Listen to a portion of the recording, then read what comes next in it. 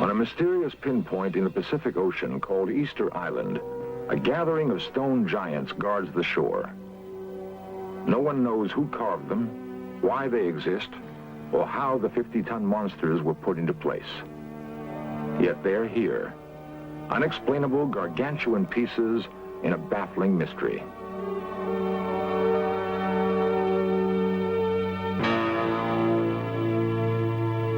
In the jungles of Central America, colossal stone heads were discovered 80 miles from where they were originally carved.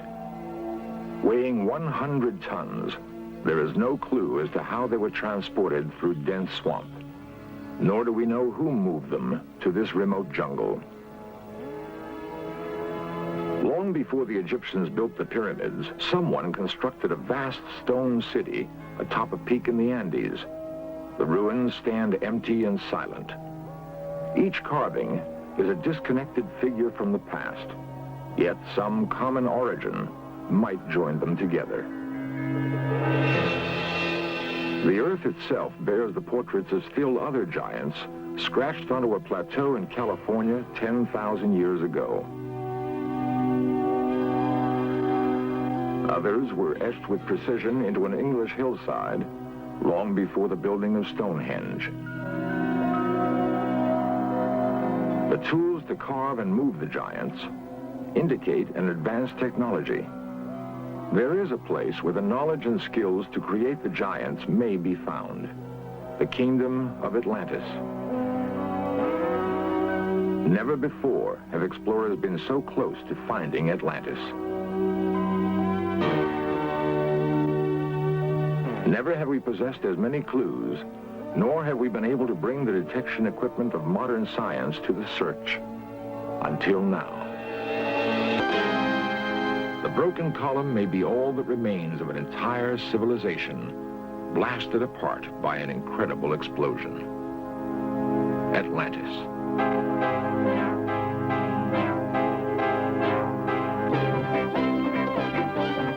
This series presents information based in part on theory and conjecture. The producer's purpose is to suggest some possible explanations, but not necessarily the only ones, to the mysteries we will examine.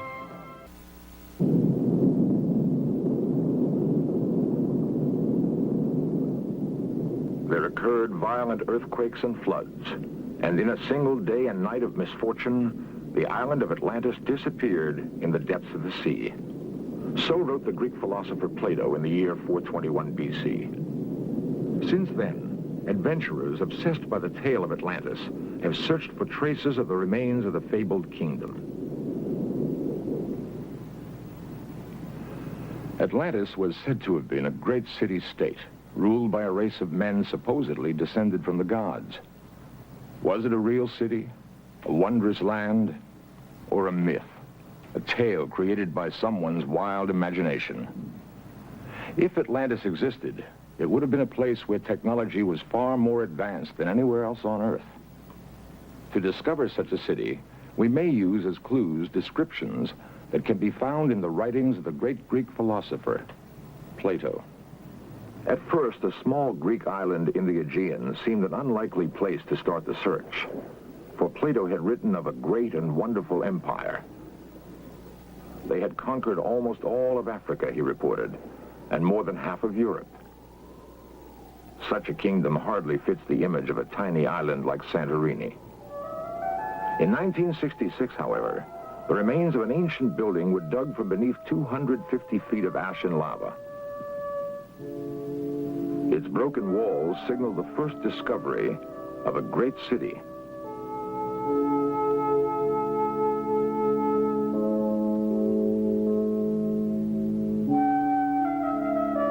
Today, only small villages cling to the Santorini mountainsides. But the island was once a large, circular landmass. 3,500 years ago, it was shattered by an incredible volcanic explosion. All that remains is a thin crescent of mountain and a sullen, smoldering volcano that erupts at least twice a century. The volcano that destroyed the island Plato knew as Thera may also have hidden all evidence of Atlantis. In many ways, the ruins are like those found elsewhere in the Aegean, reminiscent of the Minoan civilization. Then, reading Plato and viewing the broken walls and shattered pots, a sudden, chilling discovery is made. These ruins fit Plato's description of Atlantis with an uncanny accuracy. They constructed buildings about them and planted suitable trees, wrote Plato.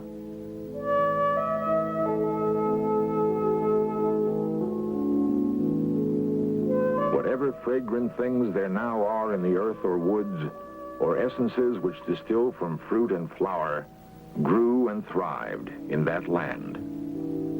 They had such an amount of wealth as was never possessed by kings and potentates, and is not likely ever to be again. The entire area was densely crowded and kept up a multitudinous sound of human voices, of din and clatter of all sorts, night and day.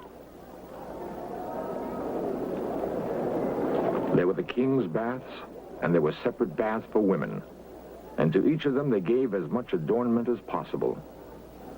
There were many temples built and dedicated to the gods, also gardens and places of exercise. Plato tells us the citizens of Atlantis were skilled engineers, astronomers, and architects. He describes buildings and tools, and time after time we see in the ruins of Santorini the almost eyewitness accuracy of his account. The clockwork gears fished from the Aegean Sea are part of an ancient computer. It was used to plot the course of the planets and stars across the skies of Greece. The first modern computer was built in 1930, yet these gears were fashioned 2,000 years earlier. Based on a highly advanced understanding of physics, mathematics, and astronomy, there's nothing else like it in classical Greek technology, but it may have derived its origin from Plato's Atlantis.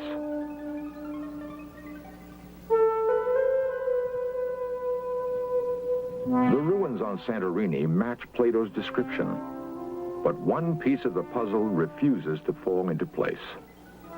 Despite the opinion of some experts that here indeed are the remains of Atlantis, Plato himself seems to suggest it lies elsewhere. We must search, he tells us, beyond the Pillars of Hercules. The Pillars of Hercules are today known as the Rock of Gibraltar. Therefore, Santorini, an island in the Aegean east of Gibraltar, could not be Atlantis. It must lie to the west, in the Atlantic Ocean. In a moment, we shall continue our search for Atlantis beneath the oceans, thousands of miles from Plato's ancient Greece.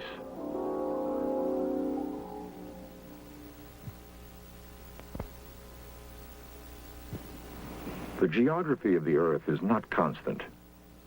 Dry land was once covered by ocean. What is now seabed was once mountain and forest. The Atlantic Ocean that now separates the Americas from Europe and Africa is so familiar, it's hard to imagine a time when it was not always there. But once, a great landmass stretched over what is now the Atlantic Ocean, bridging the Mediterranean and the Caribbean. Beneath the surface of both of those seas are the broken remains of ancient cities. They may represent the eastern and western ports of Atlantis. The search for the eastern border of Atlantis begins just beyond Gibraltar in the Spanish city of Cadiz. Once a Phoenician port, Cadiz is among the oldest cities in Europe. Here, Dr. Maxine Asher of the Ancient Mediterranean Research Association met Spanish diver Francisco Salazar Casero.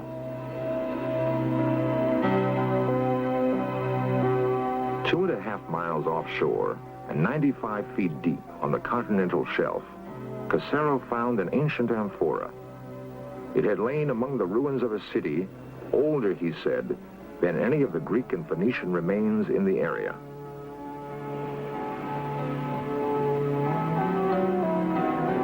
And And here, the mystery of Atlantis is complicated by the modern world. According to Dr. Asher, the Spanish government revoked their permission to dive at the site. Spanish politics, she says, have prevented further underwater exploration off Cadiz. Although halted, the Asher expedition produced a significant find. It indicates that the east coast of Atlantis might have been precisely where Plato had placed it, as he said, beyond the Pillars of Hercules. There is other evidence to support Plato's description of an island that was greater than Africa and Asia together.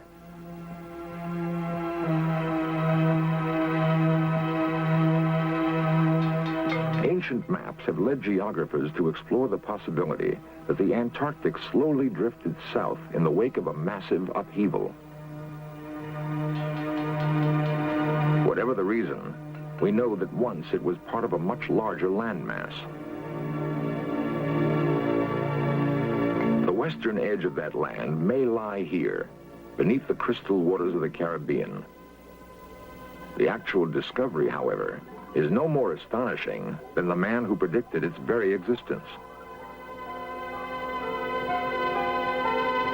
These strange blocks were first seen in a vision by the most remarkable mystic of all time, Edgar Cayce.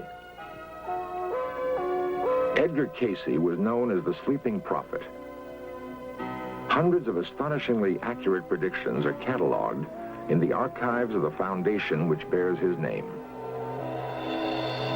In 1939, Edgar Cayce predicted the end of World War II and his own death. Both events, he said, would take place in 1945. He was right. He foresaw the freedom of India from England, the death of John Kennedy, and a number of geological changes that are still to take place. Edgar Cayce's most remarkable prophecy, however, concerns a lost kingdom. Geological upheavals, he said, would bring about the rediscovery of Atlantis. Cayce saw Atlantis breaking up into 5 islands. The largest he called Poseidia. And Poseidia will be among the first portions of Atlantis to rise again, expected in 68 or 69. That prediction was made in 1940. In 1967, a pilot flying over the Bahamas sighted a rectangular structure beneath the crystal clear waters.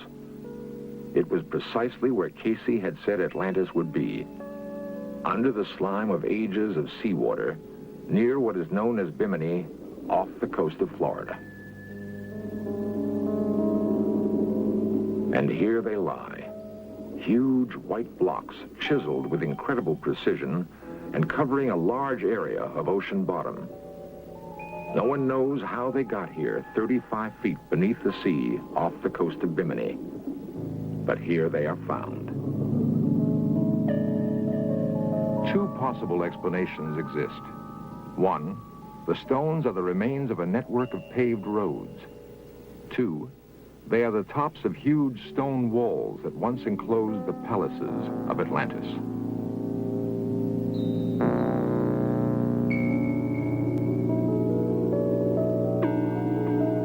Author Peter Tompkins filmed the work of an expedition that hoped to locate Atlantis using clues from Cayce's writings.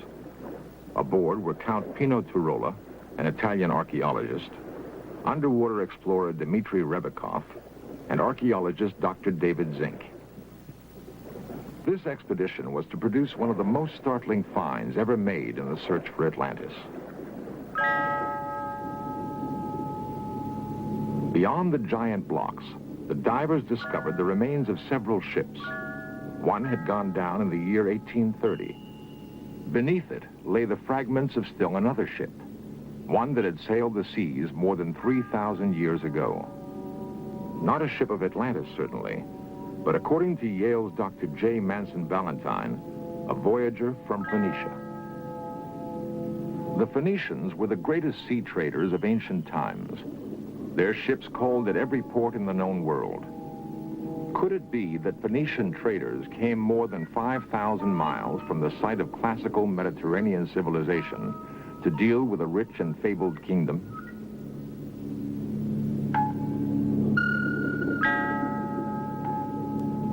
question posed by the wrecks and the blocks of the Bimini Wall remained unanswered as the expedition continued to explore the waters off Bimini.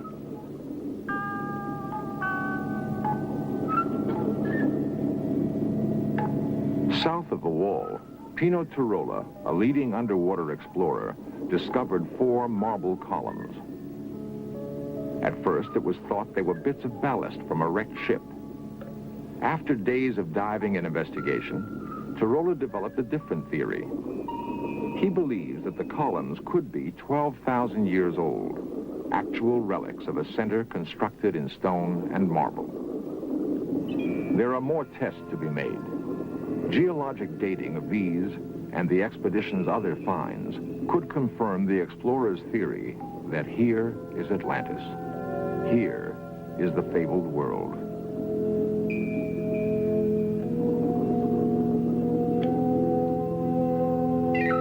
Here, ships may have visited a crowded port. Here, marketplaces may have been filled with the multitudinous sound of human voices that Plato told us about. The din and clatter of all sorts, night and day.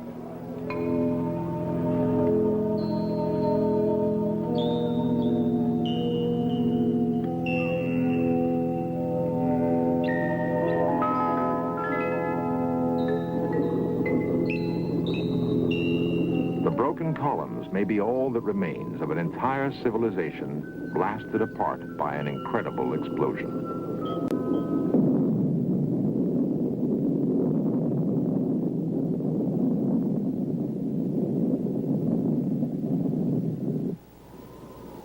At every one of the sites we have investigated, there are artifacts of a remarkable civilization. But nowhere can we find the remains of the people who once lived in Atlantis. Plato may have explained it when he said the people of Atlantis were warned of impending disaster, and they fled. No one has ever investigated this aspect of Plato's account.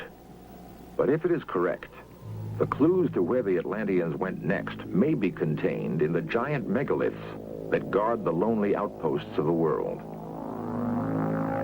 At Easter Island, atop the Andes at Tiahuanaco, in the jungles of Central America at La Venta, we can find the final clues to the mystery. These monoliths may tell us where the refugees, the engineers, astronomers, and architects fled, carrying the technology and culture of Atlantis. If so, we can begin to understand why the great cultures of the past bear such striking similarities. Egypt, one of the greatest of ancient civilizations, is symbolized by its pyramids. So too does the pyramid mark the ruins of this highly advanced Mayan society. There are other similarities.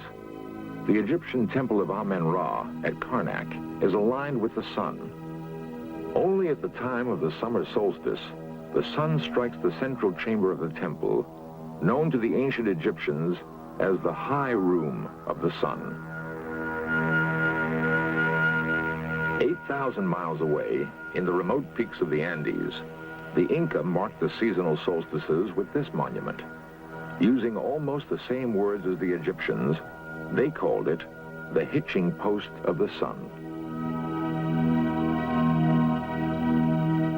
Perhaps the most remarkable record of the exodus from Atlantis is preserved in the 1,500-year-old pottery of a Peruvian tribe called the Mochica. In their vases and utensils, they depicted Orientals and Negroes, Arabs, Indians, Egyptians, and Greeks, people who might have been known to each other in Atlantis.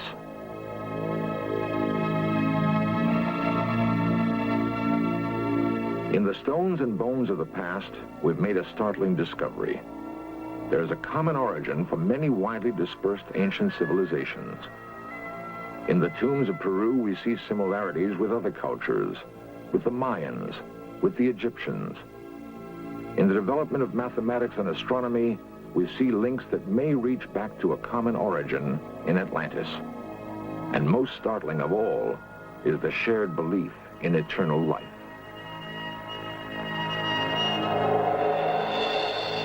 In fragrant linen, buried amidst the treasures of their world, they seek the hereafter, guided by their ancestral traditions. Perhaps their ancestors were the people of Atlantis. We have attempted to piece together the jigsaw puzzle of history that has been scattered by disaster. In so doing, we've found what may be the only remaining traces of the lost kingdom of Atlantis. Of one thing we can be certain: the memory of Atlantis is no myth. It is history.